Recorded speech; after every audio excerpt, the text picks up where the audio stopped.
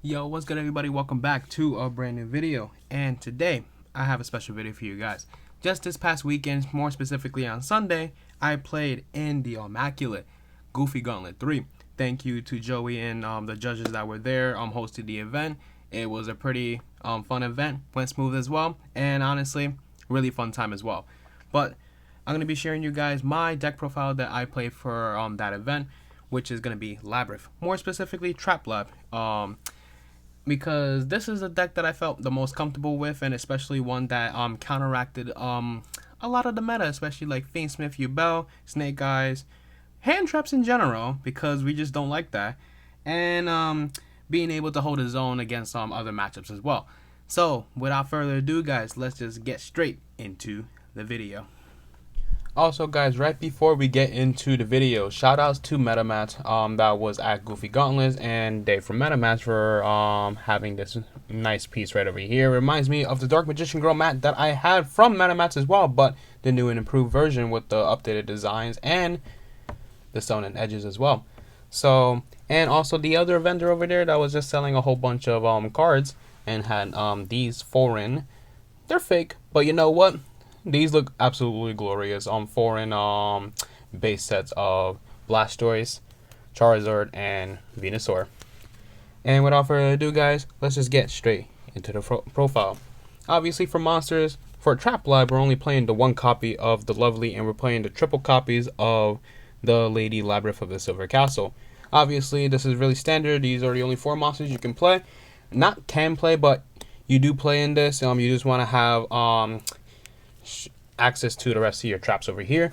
But honestly, if you guys wanted to add something like Ariana in here, for example, to go off of your welcome traps, that is totally an option. But I found myself not really needing it, because as long as you get access, have access to the lady and normal trap cards, you are able to just set yourself your welcome traps throughout either your turn or your opponent's turn of activating trap cards. And for the last monster we're playing here was triple copy of Raw Spear Mode. This card was absolutely phenomenal in the event.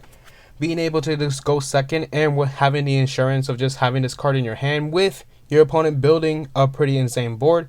This card literally kills Fainsmith Yugioh. Being able, they just set up a whole board of Desiree, Phantom, Unchained with the trap card in the back row as well. And just basically dropping a Raw Spear Mode and just setting more trap cards along the way just basically says you won the game and you're going to be in the driver's seat the entire time.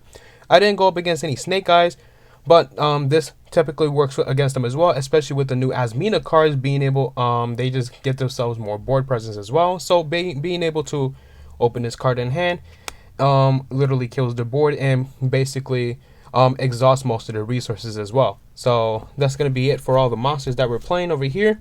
And for the spell cards, we're going to be playing triple copies of Pot of Extravagance. No Equation Cannon stuff, because honestly, I just cannot resolve that card for the life of me, because it's always either I get the right amount of cards on the board, or I get the level of the monster but not the right amount of cards. So honestly, Pot of Extravagance, draw 1, draw 2, Ash Bait, because you have welcome traps in your hand. So you know what? This card, phenomenal as usual as well. And for the last spells in the deck that we're playing is going to be 1 Destruction, 1 Freezing Curse, and 1 Flashing Fire. Guys should know what these runic cards do, but the main reason that I have these cards and I'm playing them is because of the fact if my opponent has any board destruction cards, or if I have to activate a board destruction card, which you will see, and I need to protect them, I just go ahead, chain either one of these, the effect, summon the Hugin, and then it banishes the Hugin once the chain link resolves. So honestly, really good cards over here. But honestly, being able to activate these cards as last resorts, because sometimes you may run out of trap cards and then this is your only card left, may be able to stop your opponent from popping off of their combo. And banishing some of the top cards from their deck is actually useful as well, because it might you might exhaust some of their resources like that as well. So one of each of the runic cards worked really well. Now trap cards, playing triple copies of Welcome Labrynth and triple copies of the Big Welcome Labrynth. Cards were phenomenal, but honestly, please do not forget this when you're playing the Labrynth deck. I missed a couple triggers with the Welcome Labrynth whenever a monster leaves the field because of a normal trap effect. to set this card back, and honestly, me forgetting this has lost me on my last round. But honestly, I've learned my lesson. Now I know. Just get my welcome trap no matter what.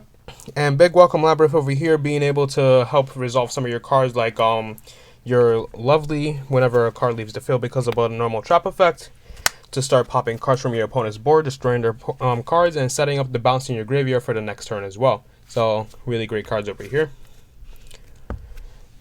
One of the most important cards of the deck over here is definitely triple copies of Destructive Daruma Karma Cannon, being able to book all your opponent's monsters, including the fact that if they play Link monsters, they send them straight to the graveyard, and it definitely means that your opponent ain't licking nothing away. This card is really good against the Fiendsmith Yubel deck, so you don't have to attack directly into the Yubel.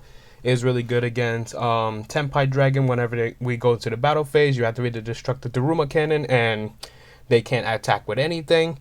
Is good against Link decks because they just can't link anything away. This card has a lot of great applications in here, and it honestly does not hurt you whatsoever.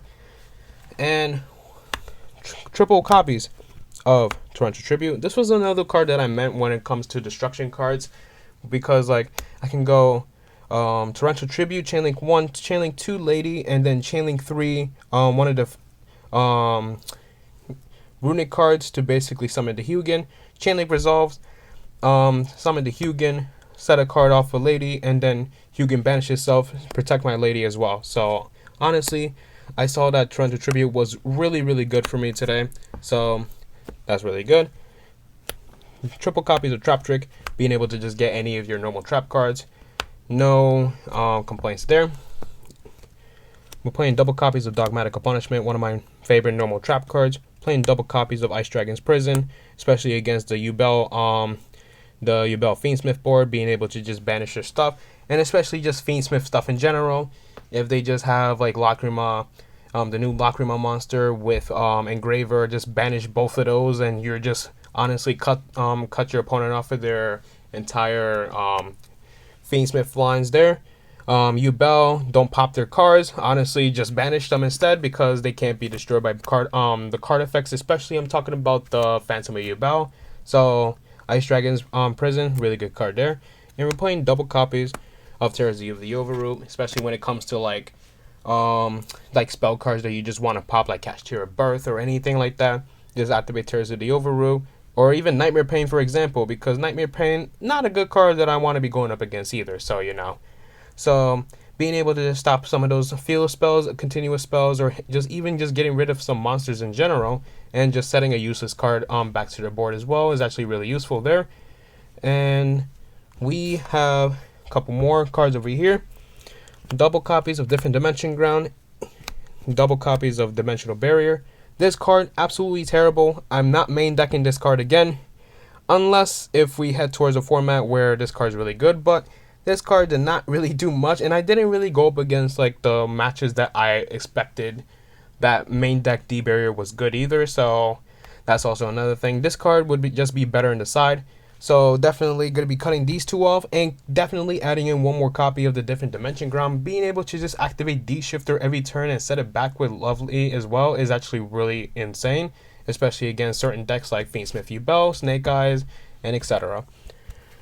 And for the last card we have here, we're going to have triple copies of Solemn Strike. I love this card. It basically makes sure that you're not getting ashed off of your welcome traps, which is really good. And now that's going to be, we're going to be heading in towards the extra deck now. Main deck was 41. Definitely you can make it 40 by cutting off the 2 D barriers and adding in one more copy of the Different Dimension Ground for sure. Now for the extra deck, we're playing triple copies of Hugin because we're playing Pot of Extravagance and the 3 the runic cards in the main. And we're playing 1 copy of the Munin for time because this deck kind of does have that grindy matchup, and sometimes your opponent just won't let up as well. So being able to just go for time is actually really good here. Playing double copies of Entist, double copies of Garula for the draw one, the pop one, 1 Chimera, just so you can just get back your lovely or your lady without needing to use your big welcomes. double copies of Berthomet in case any of those cards were to get banished. You could bring those back. Playing double copies of Bucephalus in order to make your Chimera, your Garua 3500 pops with your Dogmatic of Punishment. And we're playing double copies of Malong because of the bounce. This card is really good against Yubel as well because you can't pop them, but you can bounce them for sure. So that's going to be it for the extra deck here. Nothing really that I summon off of it. If you really want to summon something off of your extra deck, you could play Typhon if you really wanted to, but I really don't see that to be any necessary whatsoever. Now to go into the side deck, we're going to be playing triple copies of Lord of the Heavenly Prison. This card was perfect. I was on the PAX feature match round 2, and I saw after watching it back that he had a Harpy's Feather Duster in his hand, and I had Lord of the Heavenly Prison up, so that came out really well. And for the other Go First card here, we're playing triple copies of Solemn Judgment. So those are the cards you would typically side in going first. Now for the cards that you would typically side in going second, playing triple copies of Lava Golem. This alongside with your Raw Spear Mode, basically break any sort of board without needing to run into those interactions. I play one more of each copy of the runic cards in here because sometimes they just work out. Being able to pop a special summon monster. The negate is there, but honestly just to summon as well because of time. And Runic Destruction, pop those cards that you really don't want to resolve in the back row. And for the last Go second card over here, triple copies of Evenly Matched.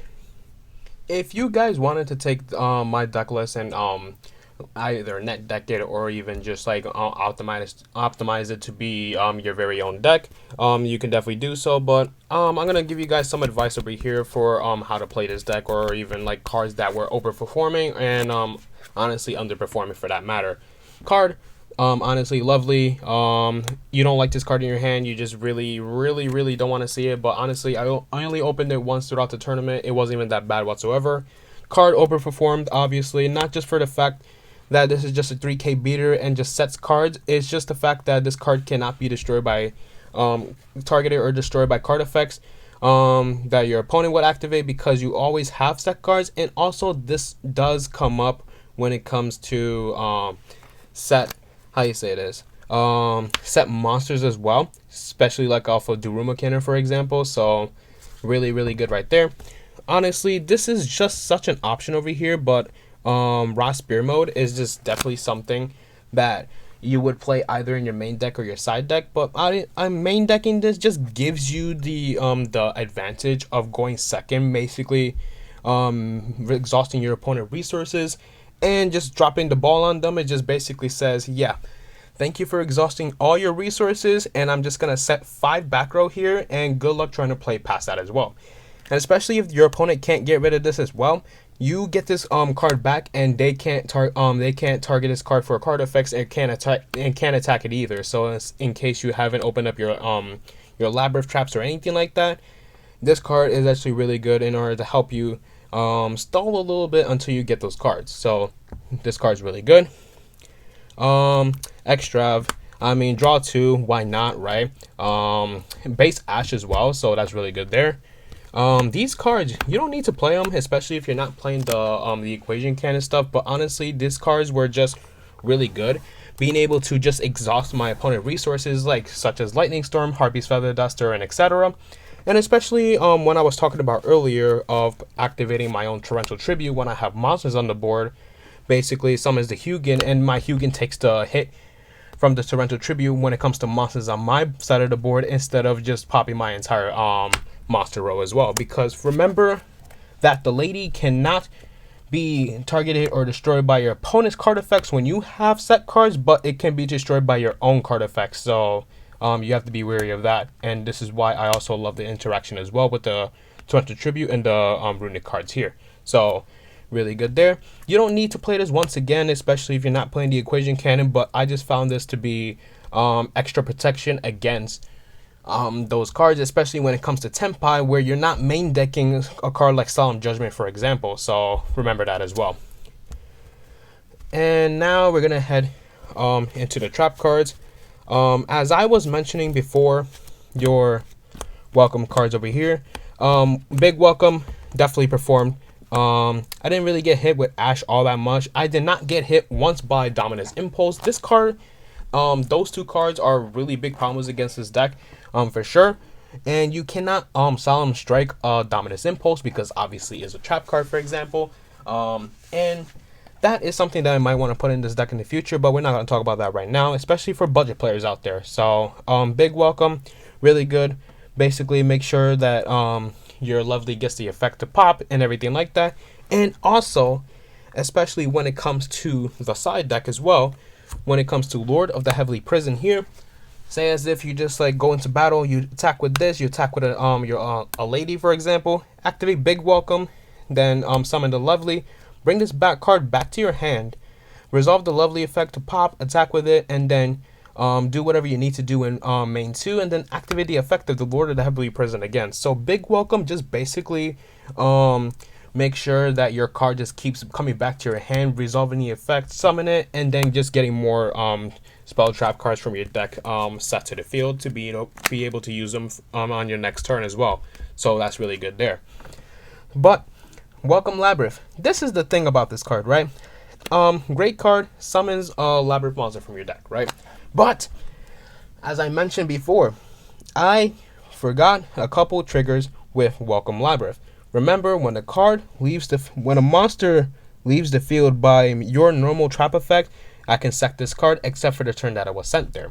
This comes up really well in the late grind game, especially if you exhaust your opponent's resources. Say as if you raw spear mode them and then you just set 5 pack row, and then you're at a standalone with your opponent that basically says your opponent is trying to build a board or trying to do something, but they just can't do that because they exhausted most of their resources building their board, right?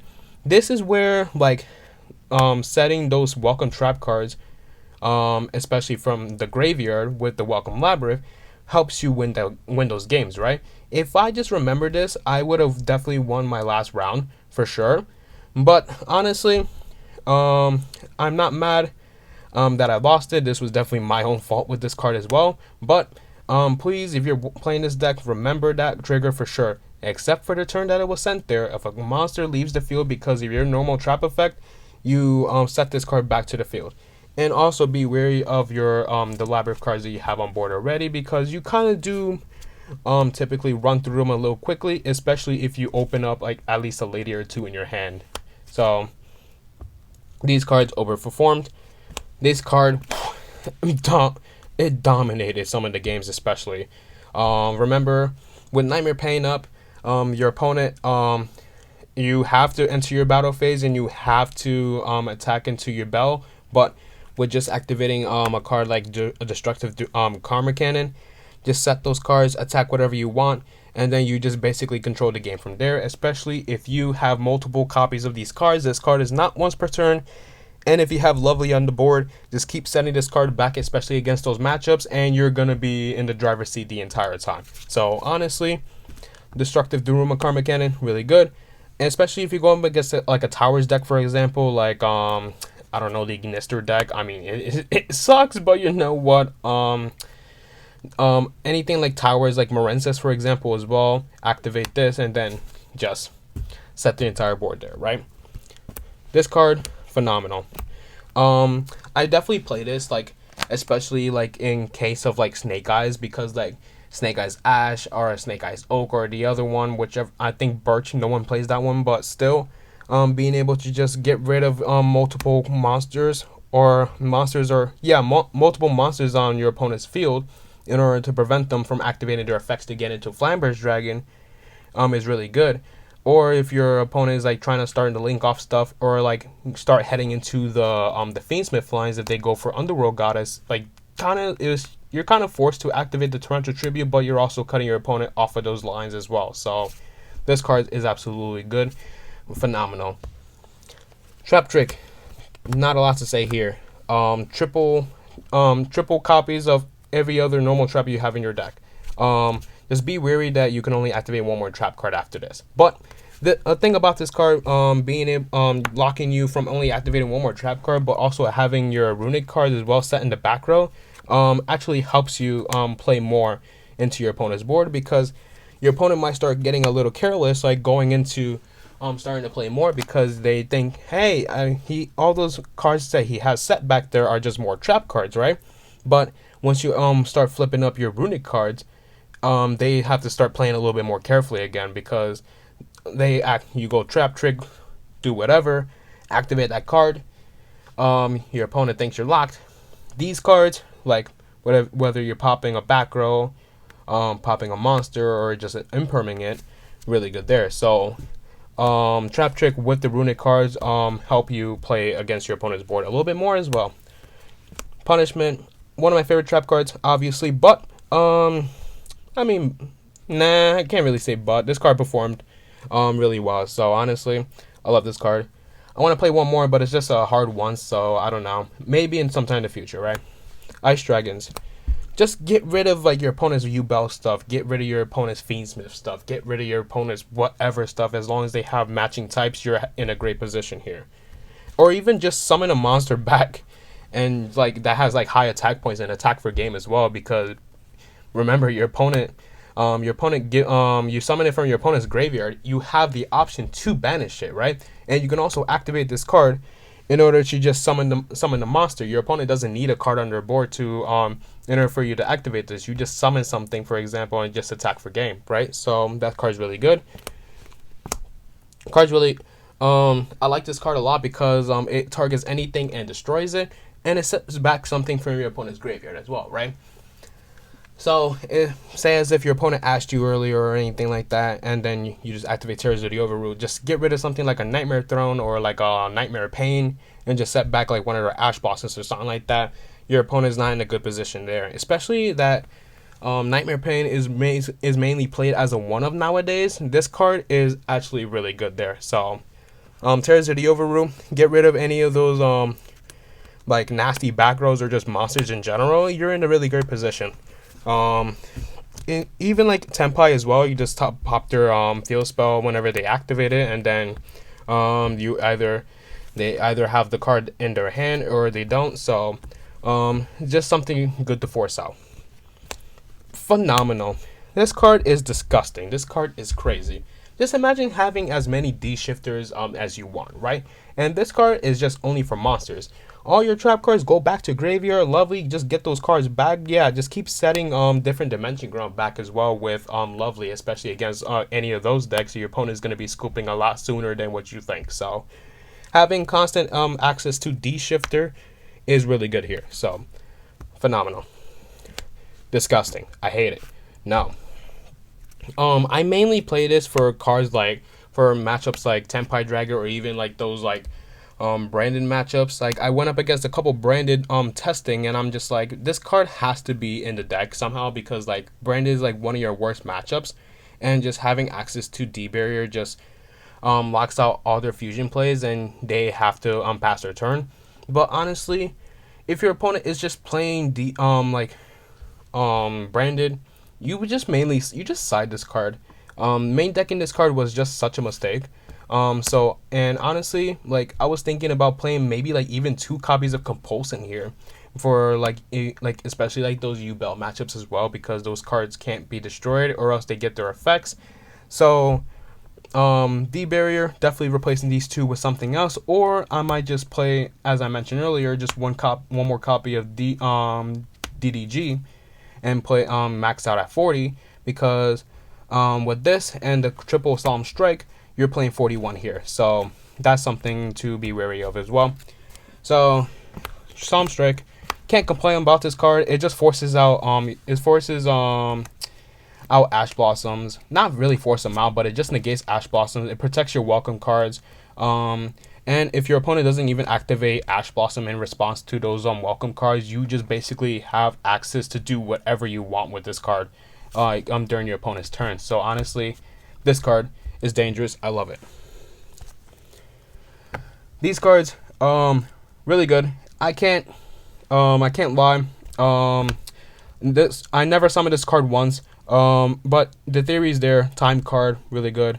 Protect your cards, really good. Pop, draw, revive from grave, revive from banished. As I mentioned earlier, just sends either this or this away. Bounce. Bounce is really good against the yugioh cards right now as well, so that's really good there. And now side deck. I want to talk about a little bit more about this one for sure. Triple Lord of the Heavenly Prison. As I mentioned, it just protects your back row, and also it does come up against like the yugioh matchups as well, because if they go Shavaro trying to pop their back row, they can't do that, right? So, or like if your opponent doesn't have a good hand, they set a back row, they attempt to activate it, and be like, okay, Lord, it protects both our back rows, not just my back row, right? So that's something for them to be weary about. They just can't pop their own cards. Judgment, negate, negate Feather Duster, negate Lightning Storm, negate Evenly Match, which happened today, so card's really good. So, go second cards, right? The only card I'm really certain about keeping in here is definitely the Evenly Match for sure, right? If you want to keep these cards, if you want to keep this deck as budget as you can possible, definitely keep some sort of combination about this. I would definitely maybe change these for something else for sure. Maybe go back to Spooky Dogwood. I was playing them before, right? And definitely maybe keep the Lava Golem in here to have like 6 board breakers that doesn't require any sort of interaction with your opponent whatsoever, right? So that's totally up to you. But if you guys are not really worried about budget and trying to go like max out to the most you can, Mulcharmies. That is probably the best way that you can use these 6 slots to go second as well. Just go Mulcharmy, right? Or even if you want to have like maybe access to Lava Golem and 6 Mulcharmies, maybe find some sort of way to main deck this card, or just don't play this card whatsoever and just go Mulcharmy. That's it, right? So honestly, that's probably like the best way you can use 6 slots in your extra deck, in your side deck to go second. Just play each of the Mulcharmies. Expensive as hell. I'm not picking them up right now, but sometime in the future, maybe I will, for sure. So that's gonna be it for this video, guys. I hope you guys enjoyed, and I hope you guys enjoy like maybe like going through the deck profile again, but just explaining a lot deeper of what I did with these cards and what cards came up really really well, what cards did not do well at all, and all those things like that. Shout outs to Joey, and shout outs to Goofy Gaunlet once again for hosting such a tournament like this and being able to just have fun playing the game in general. And I'll see you all in the next video. Peace.